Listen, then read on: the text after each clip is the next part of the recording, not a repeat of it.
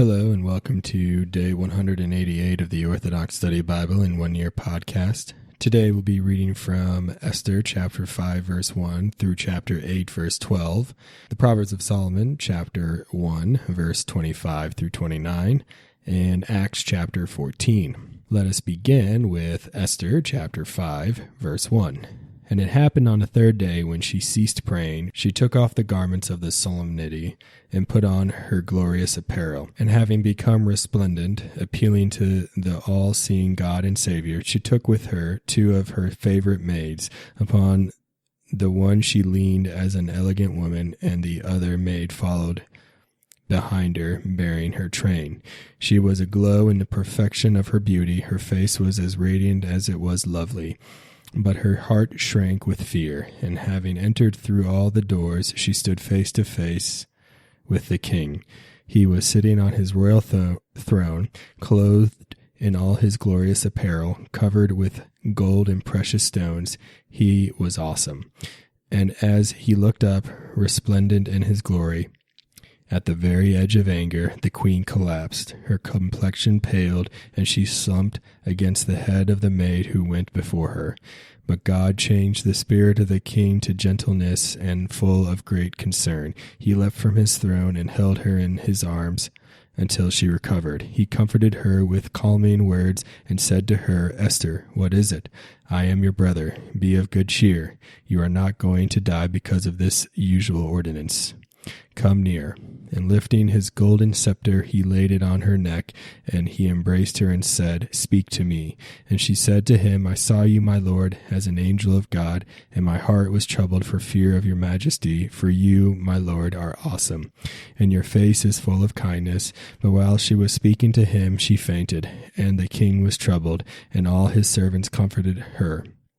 And the king said, "What do you want, Esther? What is your request? It shall be granted to you, even up to half my kingdom." Then Esther said, "Today is my special day. If, therefore, it pleases the king, let both you and Haman come to the banquet which I will prepare for today." And the king said, "Have Haman hasten here, that we may do what Esther asks." They both came to the banquet of which Esther spoke. So at the banquet the king said to Esther, "What is it, Queen Esther? Whatever you desire will be granted to you." And she said, "My request and my petition is this: if I find favor in the sight of the king, let the king and Haman also come tomorrow to the banquet which I will prepare for them, and tomorrow I will do the same." So Haman went out from the king overjoyed and cheerful. But when Haman saw Mordecai the Jew in the court, he was enraged.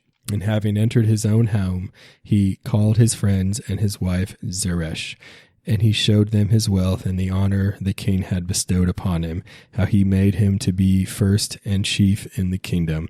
Haman added, "The queen invited no one else to be with the king at the banquet except me, and I am also invited tomorrow. But these things do not please me when I see Mordecai, the Jew, in the courtyard." Then Zeresh, his wife, and friends said to him, "Have a tree cut down 50 cubits high, and in the morning speak to the king, and let Mordecai be hanged on the tree. But go with the king to the banquet and be merry." Haman liked what they said, and the tree was made ready. Esther chapter 6. But the Lord made it difficult for the king to sleep that night, and the king commanded his servant to bring in the written records of notable events.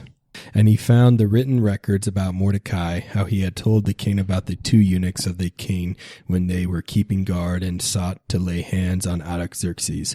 Then the king said, "Has any honor or favor been granted Mordecai?"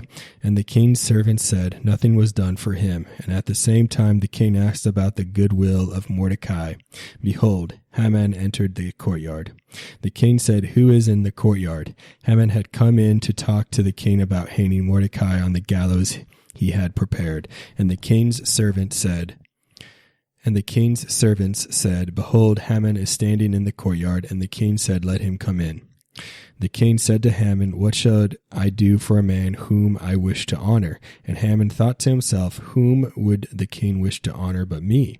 So Haman said to the king, "As for the man whom the king wishes to honor, have the king's servant bring the royal robe the king wears, along with the horse he rides, and let these be given to one of the king's honored friends. And let him clothe the man whom the king loves, and then mount him upon the horse.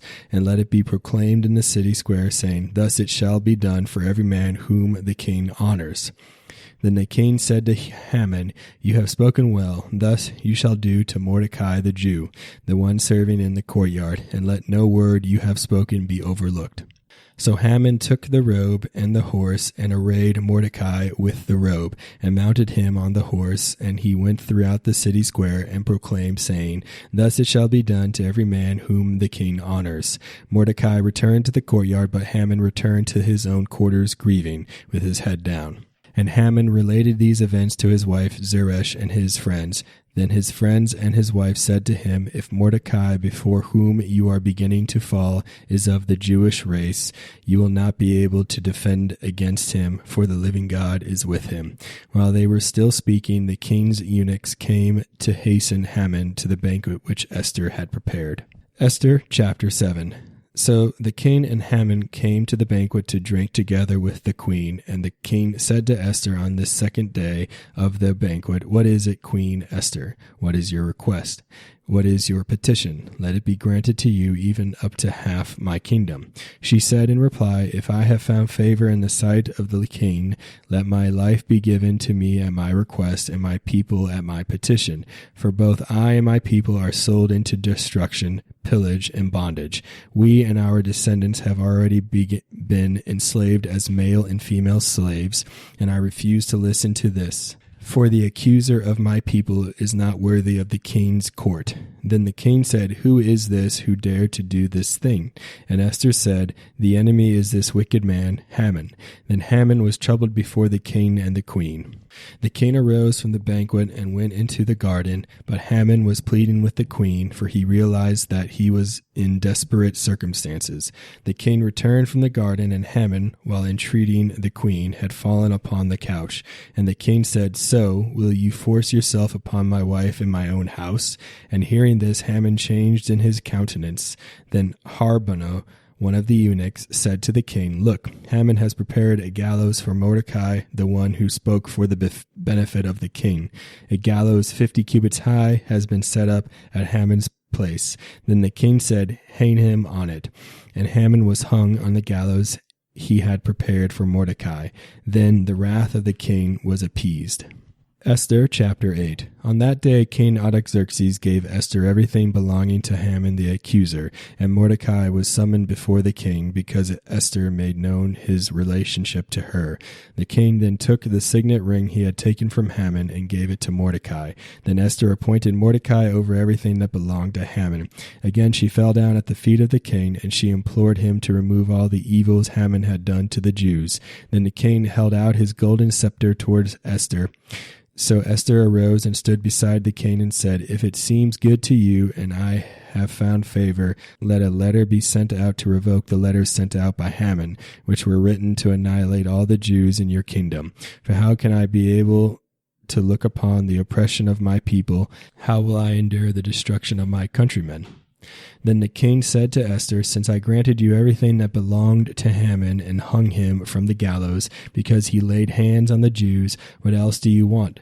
Write it for yourselves in my name as it seems good to you, and seal it with my ring. For whatever is written by command of the king and sealed with my ring cannot be revoked." So the scribes were summoned in the first month, which is Nisan, on the 23rd day of that same year. For whatever was ordered was written to the Jews, to the local governors, and to the chiefs of the satraps from India as far as Ethiopia, 127 provinces, to every place according to their own language. So it was written by the authority of the king and sealed with his ring. And the letters were dispatched by couriers, as he commanded. By these letters, the Jews were to exercise their own laws in every city, to be of help to each other, and to treat their adversaries and those opposing them as they wished. This was to take effect beginning on one day throughout all the kingdom of Artaxerxes, the 13th day of the 12th month, which is Adar. Proverbs of Solomon, chapter 1, verse 25. Since I called, but you did not obey, and spoke at length, but you paid no attention, but made my counsels invalid, and were not persuaded by my reproofs. Consequently, I will laugh at your annihilation, and will exult when ruin comes to you, and when confusion reaches you unawares, and overthrow comes like a whirlwind, and when tribulation and anguish come to you, and when destruction comes to you.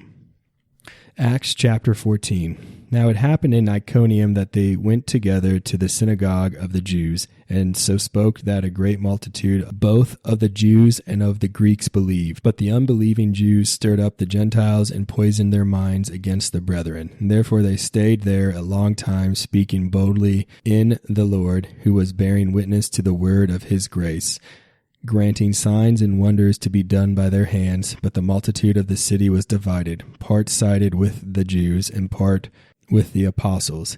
And when a violent attempt was made by both the Gentiles and Jews with their rulers to abuse and stone them, they became aware of it and fled to Lystra and Derbe, cities of Lycaonia, and to the surrounding region. And they were preaching the gospel there.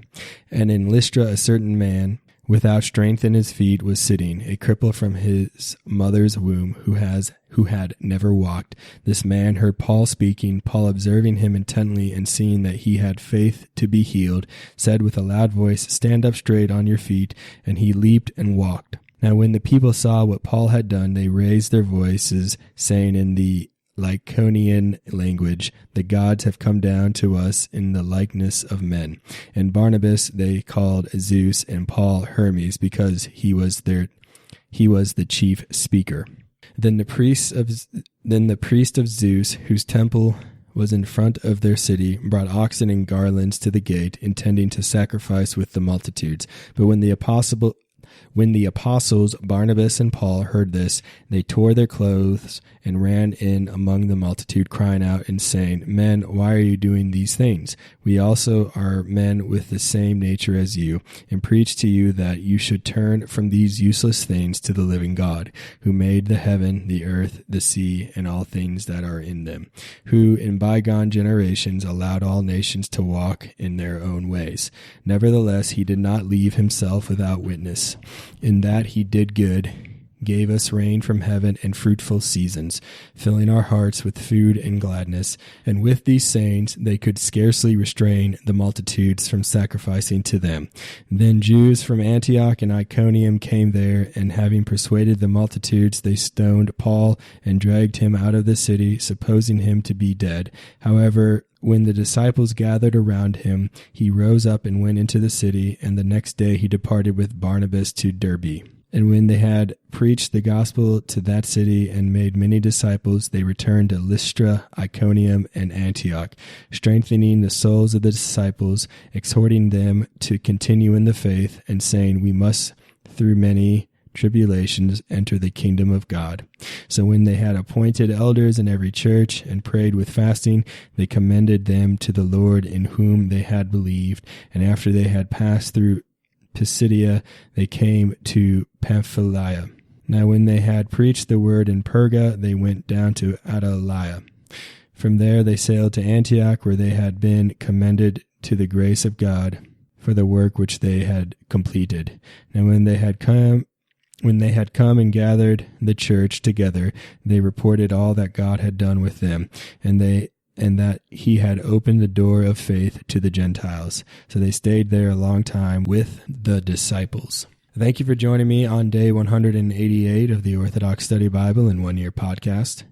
Tune in next time for day 189.